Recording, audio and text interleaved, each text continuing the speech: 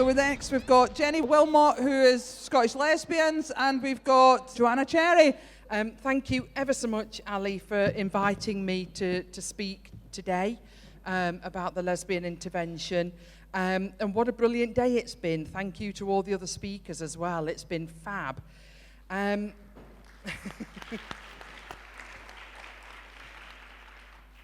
I've got a few slides up behind us, but they're just there really for me to hang the talk on, so don't worry too much if you can't see them. But if I could have the next one, please. Thank you. So this one's just a little bit about Scottish lesbians.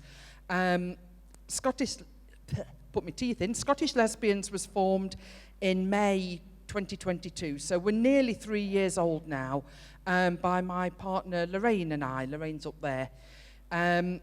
Because we could see the harm being done by men, basically, to lesbians, to lesbian life, lesbian culture, lesbian dating, you name it, basically.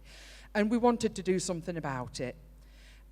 We have a membership of around 70 women from across Scotland, from the islands to the Highlands, down to Dumfries and Galloway. And with a few further afield, there's 1 or 2 in New Zealand and 1 in Germany. And one of the things that we do in Scottish Lesbians is research. So we produced our first research paper in November 2023. We launched that at Filia in Glasgow, another fabulous event. And we have a research project running at the moment. Started that in January. Data collection is still ongoing. We're looking for responses from lesbians anywhere. You can find it on our website, which is scottishlesbians.org.uk. And if there are any lesbians here who haven't completed it, it would be lovely if you did. It's very short, and we could do with something to balance out the last submission we got, which was "History will judge you for your hatred," which was nice. And as well as doing that kind of thing, we intervened in the 4 Women Scotland case at the Supreme Court. So could I have the next slide? Thank you.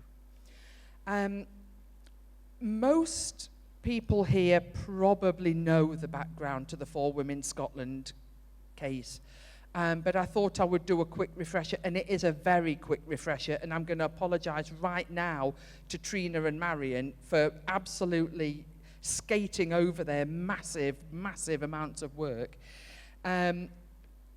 But the whole thing started with a piece of legislation that was passed in 2018 by the Scottish Parliament called the Gender Representation on Public Boards Scotland Act, which set a target for boards to have 50% of their non-executive members as women. And the Act itself doesn't define what a woman is, but the statutory guidance that goes along with the Act, it's the guidance that helps people implement the Act to get it right, basically. And that guidance used initially a definition that said that anybody could identify as a woman. 4 Women Scotland got that bit fixed so that any man who wanted to identify as a woman had to have a gender recognition certificate. But obviously that still means that you've got men pretending to be women, taking the places of women on public boards. So 4 Women Scotland took it to the highest civil court in Scotland, which is the inner court of the House of Session, and they concluded that the statutory guidance is lawful. Men with a gender recognition certificate are to be treated as women for all purposes. So as a result of that decision, a man with a GRC comes within the definition of woman for the purposes of the Equality Act. And Joanna will put me right if I say anything completely legally bonkers here. So given that that was the highest court in Scotland, the next step for 4 Women Scotland was the highest court in the UK, which is the Supreme Court. Next slide, please. Thank you. And I just wanted to highlight what the Court of Session said in their judgment about lesbians. They said it is not a necessary inference from Section 9 of the Gender Recognition Act that a person's sexual orientation changes on acquiring a GRC. There is no such thing as legally lesbian, and we have not identified a problem which would require that sex be referable to biology alone. And I think if they can't identify a problem with that, they're not looking hard enough. And every single lesbian in here, every single woman in here would beg to differ about that. Of course, sexual orientation is about biology. Being a lesbian is about biology. Your sex as a woman is about biology. So, next slide, please. That quote and the complete lack of understanding of sexual orientation from the Scottish court was absolutely infuriating. If that ruling stands, if the Supreme Court rules against 4 Women Scotland, then same-sex sexual orientation cease to exist, basically. Because people of the opposite sex can just identify into being a lesbian, that's men, can identify into being a lesbian simply by getting a bit of paper from the government, which I believe costs a £5. And on top of that, many of the young women presenting at gender clinics are lesbians. They are having the lesbian transed away. Gender ideology is fundamentally homophobic and misogynistic. So Scottish lesbians wanted to support 4 Women Scotland's case by making the lesbian case as clearly as we could. Lesbians are really at the pointy end of all of this. So we wanted to ask for a lesbian intervention to make sure that the Supreme Court judges really understood what this case means for lesbians, what the implications are if they find against 4 Women Scotland. Could I have the next slide, please? Thank you. So, at the end of March last year, Scottish lesbians approached Peter Daly. Peter's worked with, he's a solicitor, he's worked with a lot of high-profile TERFs, basically. Maya Forstater, LGB Alliance, Raquel Rosario Sanchez, there's been a few. When it comes to this kind of case, he really knows his stuff, and he suggested that we approach Karen Monaghan Casey to be our barrister. So Peter came on board straight away, Karen came on board straight away, and Karen brought with her a junior barrister called Beth Grossman, and those 3 were basically our legal team. And as part of kind of preparing to apply for the intervention, because of course you can't just intervene in the Supreme Court, you have to apply for permission. And not everyone gets it, Jolie and Mom. And we, of course, we wanted to give ourselves the best possible chance of getting permission to intervene. So Karen suggested getting another couple of organisations involved, organisations that would cover the whole of the UK. So she suggested the Lesbian Project and LGB Alliance, and we suggested Lesbian Labour, and all of them agreed, which was fantastic.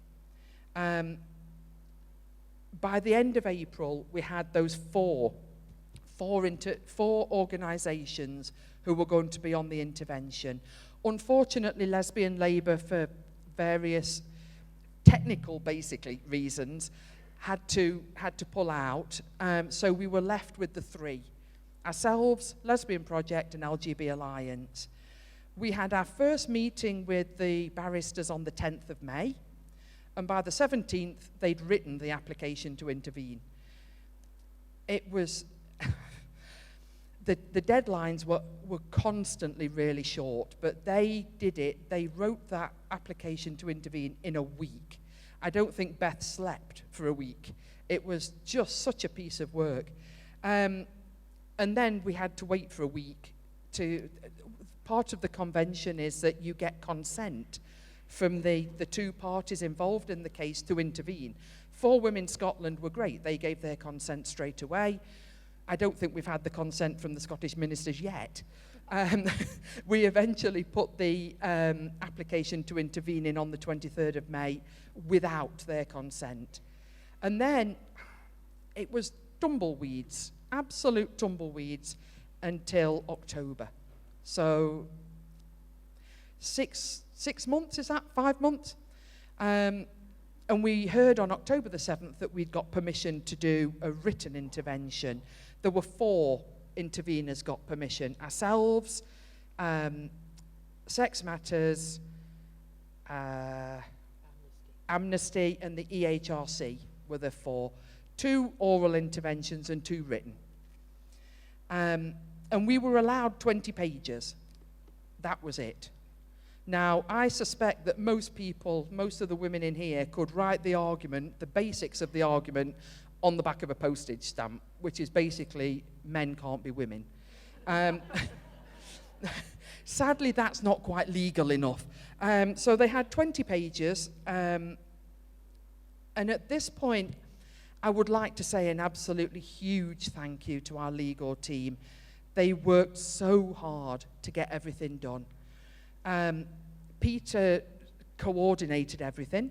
So he did all the communication, him and his PA, Rebecca, did all the communicating, they did all the organising, they booked all the meetings, distributed all the documents, made sure everything went to the right people, answered all our quite often stupid questions, liaised with 4 Women Scotland, liaised with the legal team for the Scottish ministers. He was just brilliant. And Karen and Beth produced this 20-page masterpiece. And all of them did it pro bono, so they did it for nothing.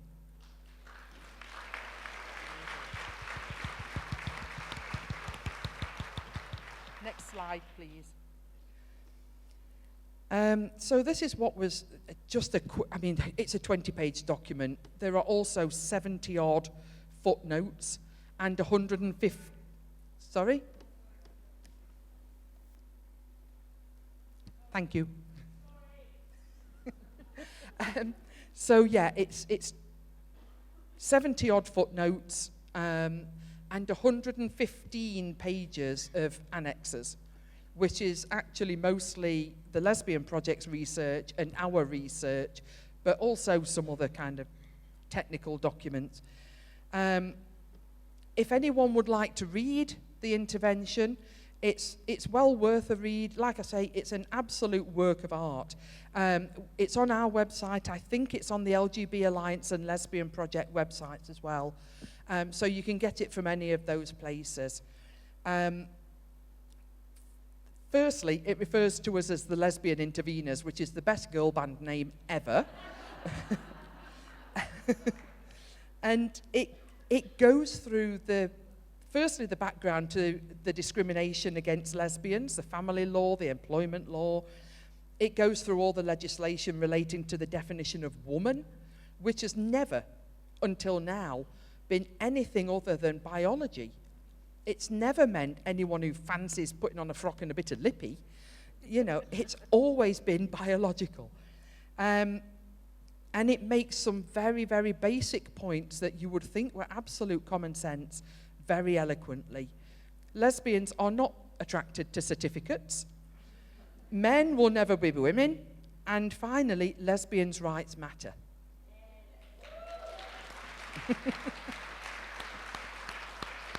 Next slide, please. Thank you. So this, in the Supreme Court, I was privileged to get to go to the Supreme Court for 2 days. I was on camera for quite a lot of the time when the barrister for the Scottish ministers was speaking, and I had difficulty not getting my eyes rolling right out my head. It was just torture. But she did very kindly say that lesbians don't have to find trans women attractive if we don't want to. And if we see a man in our lesbian spaces, we can, if we want to, just ignore him. And she also suggested that if we wanted to, we could defend our lesbian groups, our lesbian spaces, on the basis of belief rather than sex or sexual orientation.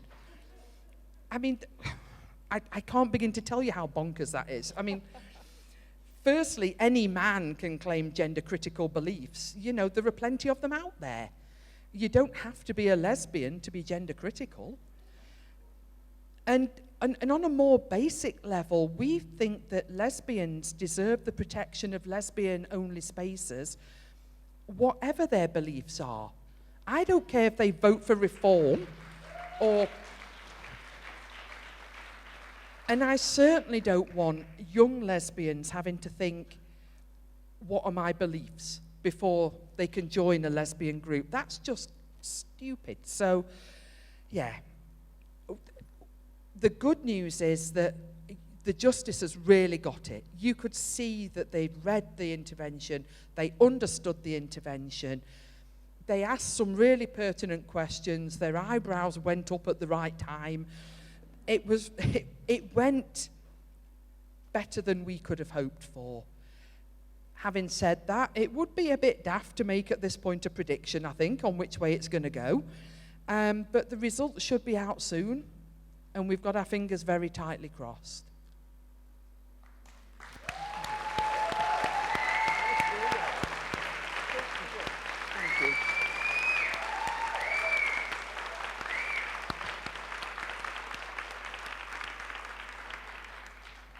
Well, look, thank you, Jenny. I don't think anyone could have explained it more clearly than Jenny just has. And, you know, all credit to Scottish lesbians for getting the ball rolling on the idea of having an intervention in this very important case, specifically from the lesbian viewpoint. I'm here in this panel in my capacity as a trustee of LGB Alliance. When I lost my seat last year, they asked me if I'd come on the board, and I said I'd love to. And I'm also on the advisory board of the Lesbian Project. But I think we have to give credit where credit is due to Scottish lesbians for actually getting this off the ground.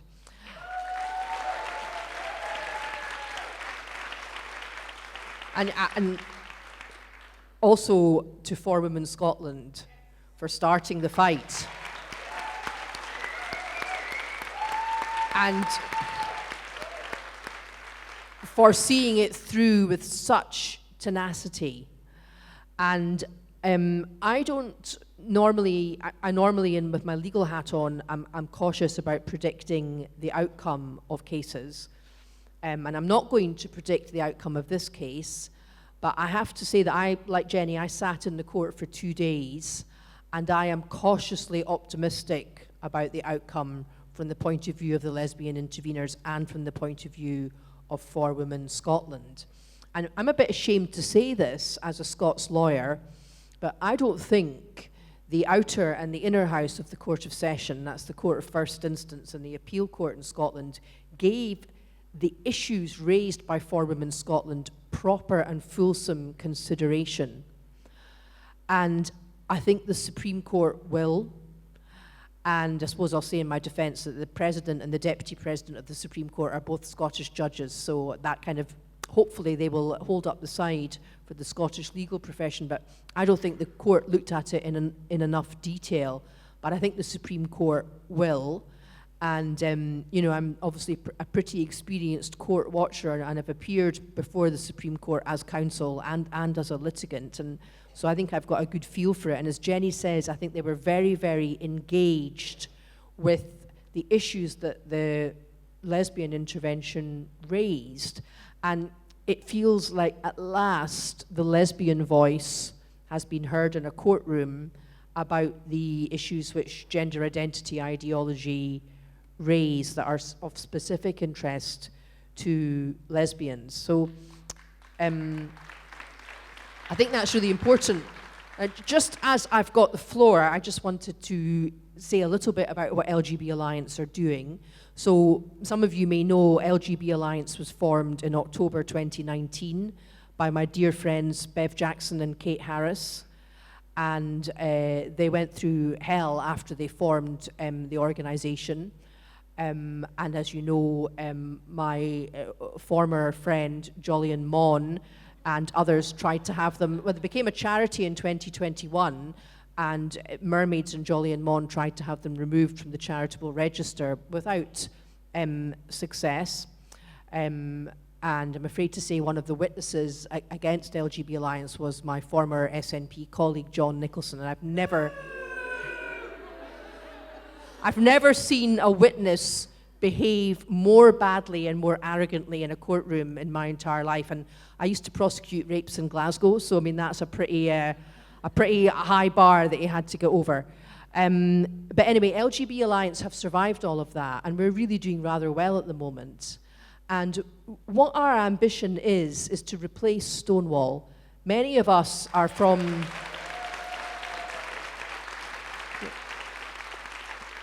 Many of us are from, I mean, I'm not as old as Bev and Kate, they're really ancient, but some of us are, well, they're going to be 59 on Tuesday, just as my birthday on Tuesday, but what we want, you know, many of us were involved with Stonewall when it was first set up, when we were involved in the struggle for lesbian and gay rights, and we're just disgusted what's happened to Stonewall, and we want a charity that speaks up for lesbians and also for gay men and for people who are bisexual. And so our charity is not just there to fight gender identity ideology, it's also there to fight for lesbian, gay and bisexual rights.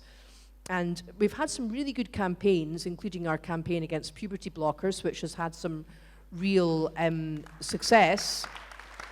And we have all sorts of campaigns to come, but I'm not going to steal the Chief Executive, Kate Barker's, thunder by telling you too much about them today. But if you want to support LGB Alliance, you can go on our website and become a supporter with a small donation.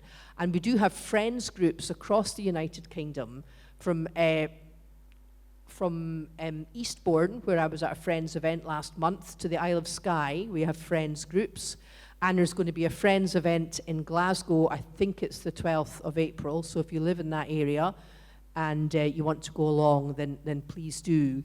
And I think, you know, we can see now that organizations like Stonewall really abandoned lesbians. They abandoned arguing for our rights. And that's a disgrace, but we're really proud, along with organizations like Scottish Lesbians and the Lesbian Project, to have stepped into their shoes and carried on the fight for lesbians. And I think it's really important. I never thought I'd be sitting here in my late 50s saying that we had to fight for lesbian rights, because I actually thought we'd won all those rights back probably in the late 90s, and then certainly with equal marriage. But clearly that's not the case. So I don't know when the Supreme Court are going to bring their decision out, but in my experience, they normally bring their decisions out quite promptly, within 3 or 4 months. So I would be surprised if we don't get a decision before Easter. And I was chatting to Peter Daly the other day about something else, and I know that Peter thinks we'll probably get a decision before Easter as well, but that's just based on previous experience. So just to look at the downside of things, say the opinion isn't what we want it to be, and it says that yes, under the current law, a man with a gender recognition certificate has to be treated as a woman and as a lesbian. That's not the end of the fight, because the Equality and Human Rights Commission, they intervened to say that they thought that probably was the law, but it shouldn't be the law, and that Parliament should look at it again. So just be prepared. If for any reason we lose the case, don't be despairing and don't think it's the end of the fight. But I really just want to end by giving credit where credit is due. I can see some of the For Women Scot people sitting in the room. To them, and also to Scottish lesbians for having the idea and getting the intervention off the ground, because I think it could turn out to be quite a historic moment in the lives of lesbians across the United Kingdom. So thank you.